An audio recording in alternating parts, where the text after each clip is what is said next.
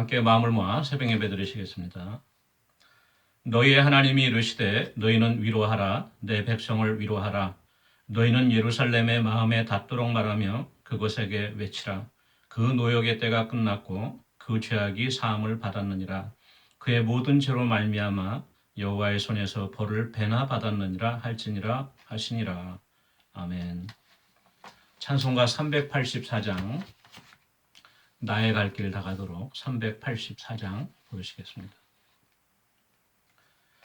나의 갈 길 다가도록 예수 인도하시니 내 주 안에 있는 긍휼 어찌 의심하리요.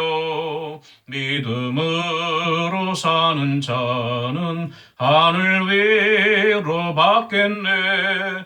무슨 일을 만나든지 만사 형통하리라. 무슨 일을 만나든지 만사 형통하리라. 나의 갈 길 다가도록 예수 인도하시니 어려운 일 당한 때도 족한 은혜 주시네. 나는 심히 고단하고 영혼 매우 가라나 나의 앞에 반석에서 샘물 나게 하시네. 나의 앞에 반석에서 샘물 나게 하시네. 나의 갈 길 다가도록 예수 인도하시니 그의 사랑 어찌 큰지 말로 할 수 없도다. 성령 담아 받은 영혼 하늘 날아갈 때에 영영 부를 나의 찬송 예수 인도하셨네. 영영 부를 나의 찬송 예수 인도하셨네. 아멘. 찬송가 550장 부르시겠습니다. 550장입니다.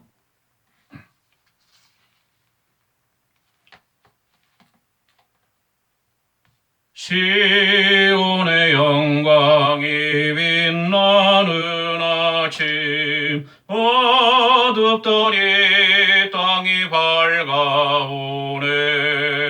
슬픔과 애통이 기쁨이 되니 시온의 영광이 비춰오네. 시온의 영광이 빛나는 아침 매였던 종들이 돌아오네. 오래전 선지자 꿈꾸던 복을 만민이 다 같이 누리겠네. 보아라 광야에 화초가 피고 말랐던 시냇물을 흘러오네. 이 산과 저 산이 마주쳐 울려 주 예수 은총을 찬송하네. 땅들아 바다야 많은 섬들아 찬양을 주님께 드리어라. 싸움과 죄악이 가득한 땅에 찬송이 하늘에 사무치네. 아멘. 하나님의 말씀은 구약성경 시편 85편 말씀입니다. 시편 85편 말씀 우리 85편 1절에서 13절 끝절까지를 함께 읽겠습니다. 여호와여 주께서 주의 땅에 은혜를 베푸사 야곱의 포로된 자들이 돌아오게 하셨으며 주의 백성의 죄악을 사하시고 그들의 모든 죄를 덮으셨나이다. 주의 모든 분노를 거두시며 주의 진노를 돌이키셨나이다.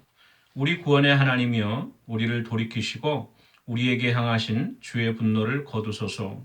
주께서 우리에게 영원히 노하시며 대대에 진노하시겠나이까.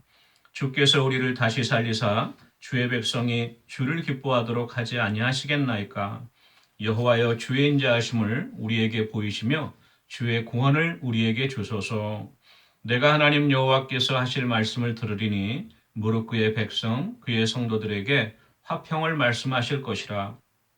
그들은 다시 어리석은 대로 돌아가지 말지로다. 진실로 그의 구원이 그를 경외하는 자에게 가까우니 영광이 우리 땅에 머무리이다. 인애와 진리가 같이 만나고 의와 화평이 서로 입맞추었으며 진리는 땅에서 솟아나고 의는 하늘에서 굽어보도다. 여호와께서 좋은 것을 주시리니 우리 땅에 그 산물을 내리로다. 의가 주의 앞에 앞서가며 주의 길을 닦으리로다. 아멘. 오늘은 시편 85편 역시 고라자손의 시로 잠시 은혜 나누도록 하겠습니다. 오늘 시편 1절 말씀을 먼저 보시면요. 여호와여 주께서 주의 땅에 은혜를 베푸사 야곱의 포로된 자들이 돌아오게 하셨으며 하나님께서 그 하나님이 약속하신 약속의 땅에 이스라엘 백성들이 유다 백성들이 살던 땅이죠. 은혜를 베푸셔서 포로되었던 자들이 야곱의 자손들 이스라엘 백성들을 말하죠. 돌아오게 하셨다. 이 1절의 내용으로 봐서는 대부분의 이 성경 해석하시는 분들이 아마도 이스라엘 백성이 바벨론에서 고레스 왕에 의해서 포로로부터 예루살렘으로 돌아올 때 그 무렵에 쓴 시편이 아닌가. 고라 후손 중에 자손 중에 어느 사람이 쓴 시가 아닌가 그렇게 해석을 하고요. 저도 그 해석에 동의합니다. 왜냐하면 여기에 포로된 자들이 돌아오게 하셨다고 하니까. 그렇지만 이제 정확하게 이게 이제 바벨론의 포로인지, 이는 그 전에 아수르에서도 포로로 잡혀갔었고요. 그 밖에 이제 사사 시대에도 여러 둘러싸고 있던 이방 민족들의 침입을 당하고 또 많이 포로로 끌려가고 했던 기억이 있기 때문에 꼭 바벨론 포로라고 볼 수는 없겠지만 전체적으로 아마도 바벨론 포로를 염두에 두고 지은 시가 아닌가 그렇게 생각합니다. 2절 말씀 보시니까요.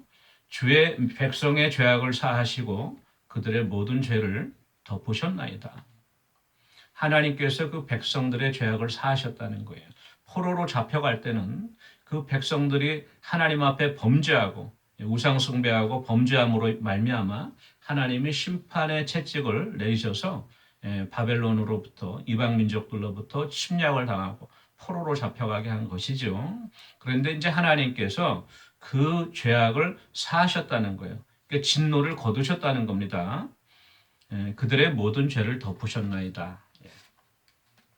시편 32편 1절에 이런 말씀이 있습니다. 허물의 사함을 받고 자신의 죄가 가려진 자는 복이 있도다. 다윗의 시인데요. 허물의 사함을 받고 자신의 죄가 가려진 자. 오늘 말씀에서도 하나님께서 그 모든 죄를 덮으셨다 그러잖아요. 죄가 가려진다. 덮은 자들은 복이 있고 그러한 백성들은 또한 복이 있는 것을 우리가 알 수 있습니다. 4절 말씀. 우리 구원의 하나님이여 우리를 돌이키시고 우리에게 향하신 주의 분노를 거두소서. 5절 주께서 우리에게 영원히 노하시며 대대에 진노하시겠나이까. 6절 말씀 주께서 우리를 다시 살리사 주의 백성이 주를 기뻐하도록 하지 아니하시겠나이까. 이 시인은 담대하게 하나님께 이렇게 이야기를 하고 있어요. 아뢰고 있습니다. 우리를 돌이키시고 하나님의 분노를 거두십시오. 그러면서 그 이유가 하나님께서 영원히 우리에게 노하시겠습니까? 지금 잠시 하나님께 우리가 범죄하여서 우리를 심판한다고 할지라도 은혜와 긍휼이 풍성하신 하나님, 인자하심이 영원하신 하나님께서 이제 대대에 진노하시겠습니까? 그렇진 않고 그 노를 거두실 것을 저희가 아는데 바라옵기는 이제 우리를 돌이키시고 우리를 용서하십시오. 분을 거두어 주십시오. 우리를 다시 살려주십시오. 이렇게 간구하고 있는 것이에요. 어떻게 보면 좀 뻔뻔할 수 있죠. 왜냐하면 하나님 앞에 범죄하고 하나님의 윤례와 법도를 어기고 또 우상 앞에 무릎 꿇고 그렇게 하였을 때 하나님의 심판을 자초하고 그 심판을 달게 받는 게 당연한데 그럼에도 불구하고 이렇게 이 시인이 하나님 앞에 진노를 돌이키시고 하나님께서 설마 영영이 진노하시겠습니까? 이렇게 간구하는 것은 바로 하나님이 그 이스라엘 백성 아브라함과 이삭과 야곱과 맺은 언약 또 다윗과 맺은 그 언약의 그 계약의 신실하심을 알고 있었기 때문이에요. 그래서 비록 지금 우리가 하나님 앞에 범죄했어도 하나님은 영원히 진노하시지는 않고 우리가 회개하고 돌이키면 우리를 용서해 주실 것이라고 하는 그러한 믿음이 있었던 것입니다. 예. 저희들도 마찬가지죠. 예. 하나님 앞에 늘 회개하고 똑같은 죄를 반복하고 또 회개하고 또 다른 죄를 짓고 그렇게 이제 우리가 살아가지만도 우리가 그렇게 계속적으로 회개할 때 나는 아무래도 가능성이 없다. 나는 죄를 이길 수가 없다. 그래서 포기하고 그냥 주저앉으면 안 되고요. 비록 내가 하나님 앞에 범죄했을지라도 하나님의 인자와 자비가 긍휼이 풍성하시니까 나를 용서해 주실 것이다. 그러니까 다시 회개하고 나가는 그러한 자세가 중요한 것을 이 시편 85편을 통해서 우리가 깨달을 수 있는 것이죠. 8절 말씀을 보겠습니다. 8절 말씀 보니까 내가 하나님 여호와께서 하실 말씀을 들으리니 이 시편의 기자는 미리 하나님께서 우리 가운데 우리 백성에게 이러한 말씀을 하실 거라고 하는 그 믿음을 갖고 있었어요. 물론 성령의 감동하심으로 기록된 것이지만 성경이니까. 그런데 그 내용이 하나님이 우리에게 이렇게 말씀하실 거라는 거예요. 8절 하반절에 무릇 그의 백성 그의 성도들에게 화평을 말씀하실 것이라. 그들은 다시 어리석은 대로 돌아가지 말지로다. 하나님이 우리에게 이제 화평을 말씀하시고 전에는 심판을 말씀하시고 진노를 말씀하셨다고 하면은 이제는 화평을 평화를 말씀하실 거라고 하는 그 믿음을 갖게 된 것입니다. 9절 말씀 진실로 구원이 그를 경외하는 자에게 가까우니 영광이 우리 땅에 머무리다. 그를 하나님을 경외하는 사람에게 구원이 가까웠다는 거예요. 물론 우리의 그 구원은 우리의 영혼의 구원은 예수 그리스도의 십자가의 대속을 통하여 우리가 믿음으로 얻게 되는 것이지만 여기서 말하는 구원은 물론 그런 어떤 개인적인 구원도 의미하지만 이스라엘 백성 어떤 전체에 대한 약속의 백성에 대한 어떤 하나님의 선하심과 긍휼하심, 돌보심이 다시 임할 거라고 하는 그러한 의미에서의 또 구원을 의미한다고 볼 수 있는데요. 그 구원은 경외하는 자에게 하나님의 거룩하심을 깨닫고 하나님을 경외하고 두렵고 떨리는 마음으로 하나님 앞에 겸손한 그러한 개인에게 또 백성들에게 하나님의 구원이 가깝다고 이렇게 말하고 있습니다. 영광이 우리 땅에 머무리이다. 그렇죠? 하나님의 영광이 임하시는 것이죠. 하나님의 영광이 떠나가시면 우리들의 인간은 진짜 엉망이 되는 거예요. 개인의 인생이나 또 사회나 국가나 민족. 하나님의 영광이 임할 때 그 나라와 민족, 그 백성, 그 가정, 그 개인은 복을 받게 되는 것이죠. 10절 말씀 보시겠습니다. 인애와 진리가 같이 만나고 의와 화평이 서로 입맞춰였으며 이 10절에서부터 13절까지는 참 좋은 말씀이에요. 저희가 읽으면 많은 위로와 힘이 되는 말씀인데요. 여기 인애와 진리가 같이 만난다고 했는데 이 인애라고 하는 것은 헤세드, 다시 말하면 하나님의 은혜죠. 하나님의 은혜와 진리라고 하는 것은 또 하나님의 의로우심이라고 할 수 있어요. 그러니까 하나님의 사랑과 공의가 같이 가는 거죠. 그러니까 인애와 진리가 같이 만난다고 말씀하고 있는데요. 에베소서 2장 8절에 이렇게 말씀하고 계세요. 너희는 그 은혜에 의하여 믿음으로 말미암아 구원을 받았으니 이것은 너희에게서 난 것이 아니요 하나님의 선물이라.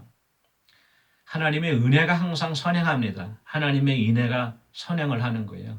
그 하나님의 인애와 긍휼하심, 헤세드, 그 은혜에 의해서 우리가 믿음으로 이롭게 된다고 하는 것. 다시 말해서 우리 진리가, 의가 우리가 의롭게 된다고 하는 것인데요. 오늘 말씀이 인애와 진리가 같이 만난다고 말씀하고 있지 않습니까? 또 의와 화평이 서로 입맞추었다.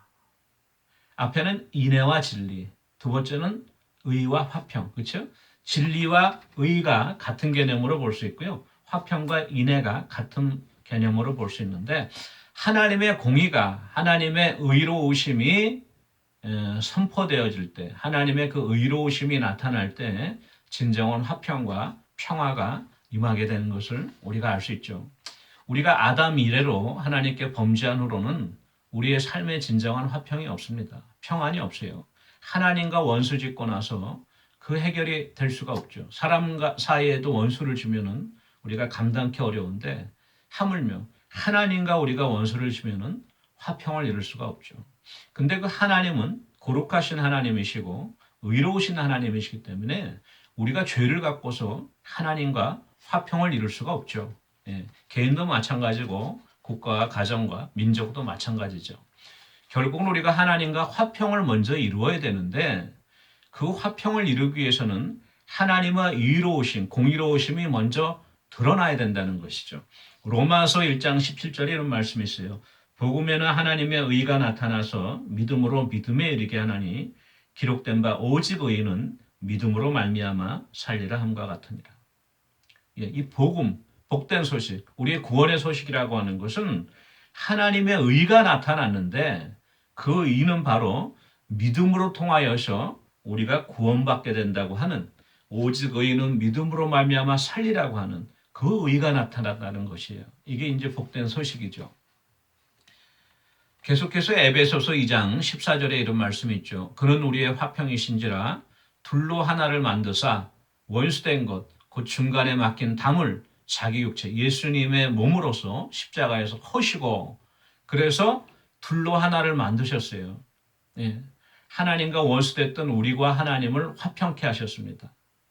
또 유대인들과 이방인들을 또 화평케 하셨어요. 하나님의 자녀로. 예, 에베소서 2장 17절에 또 이렇게 말씀하고 계세요. 또 오셔서 먼데 있는 너희에게 평안을 주시고, 이방 크리스찬들을 염두에 두고 말씀하신 거죠.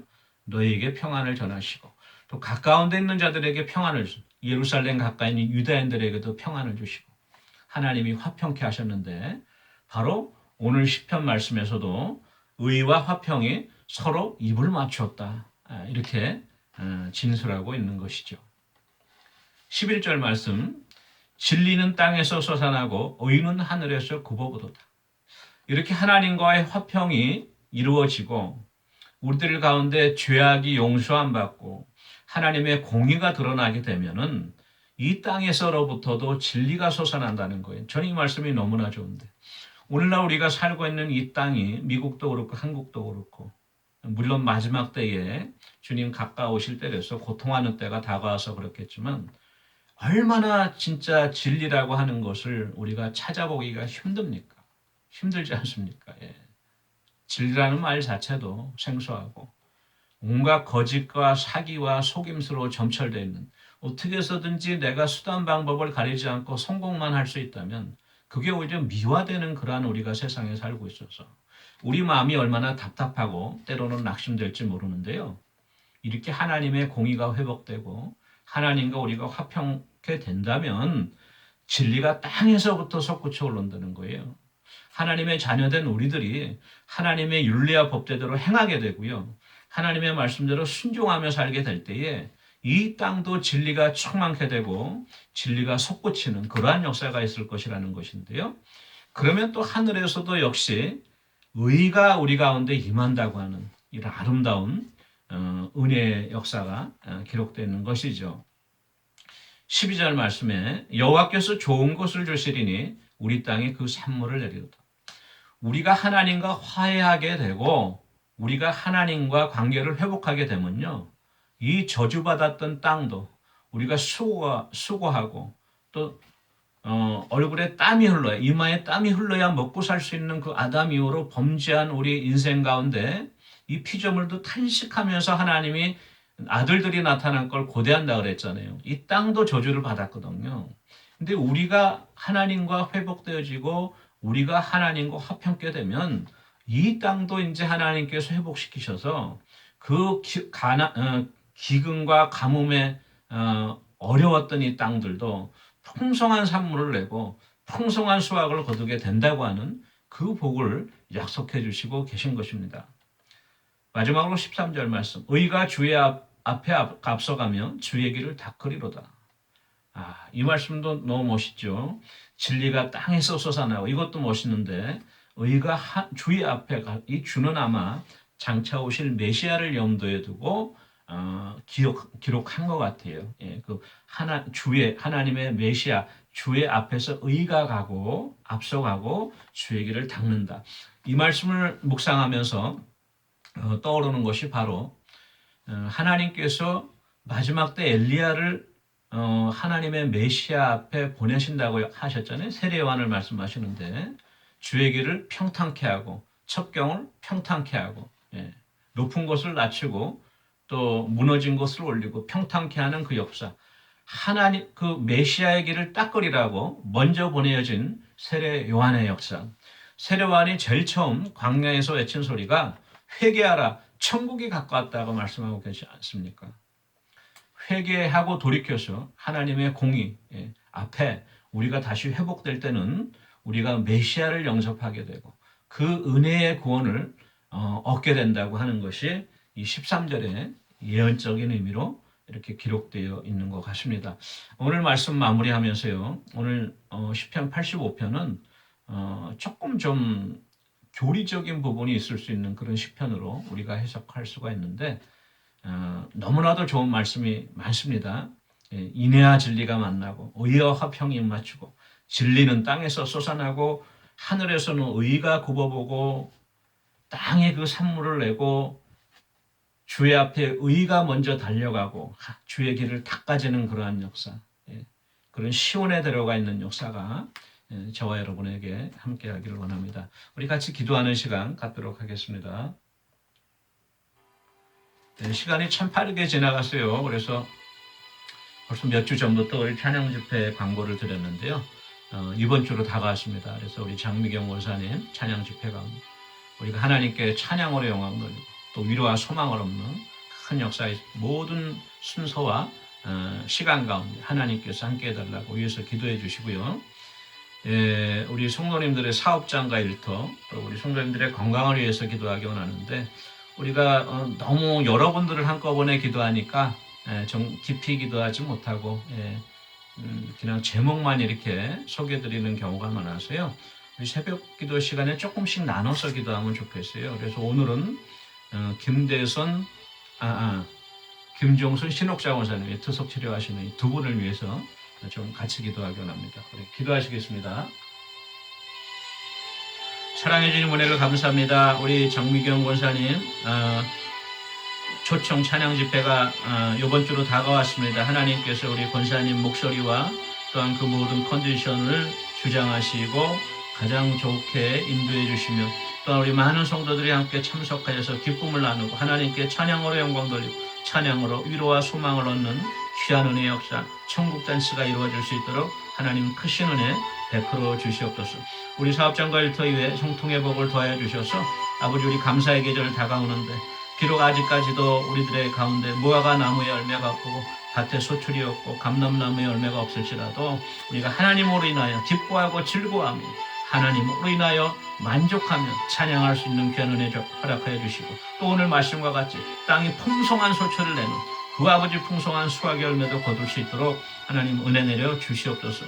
우리 김종순 신옥자 권사님 주3회 투석 치료 가운데 어렵습니다. 몸도 연약하고 또 하루에 4시간씩 감당하기도 힘들고 몸이 많이 연약한 가운데 있습니다. 하나님 위로하여 주시고 하나님의 능력으로 붙들어 주시고 하나님의 힘으로 붙들어 주시고 인도하여 주셔서 아버지 잘 그 치료를 감당할 수 있도록 인도해 주시고 그 아버지 모든 막혀있던 그 불순물이 피도 깨끗하게 치료되어 줄 수 있도록 하나님 크신 은혜 베풀어 주시옵소서.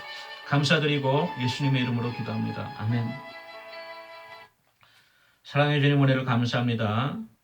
의와 또 화평이 만나고 또 인애와 진리가 함께 만나는 그러한 역사, 진리가 땅에서 솟구치는 역사, 다시 오실 주님의 길을 평탄케 하는 그러한 역사, 시온의 대로가 넓어지는 그러한 역사가 우리들의 삶에 또 우리 가정과 우리나라 민족에 넘칠 수 있도록 하나님 크신 은혜 베풀어 주시옵소서. 감사드리고 예수님의 이름으로 기도합니다. 아멘. 오늘도 복된 하루 되시기 바랍니다. 개인 기도하시겠습니다.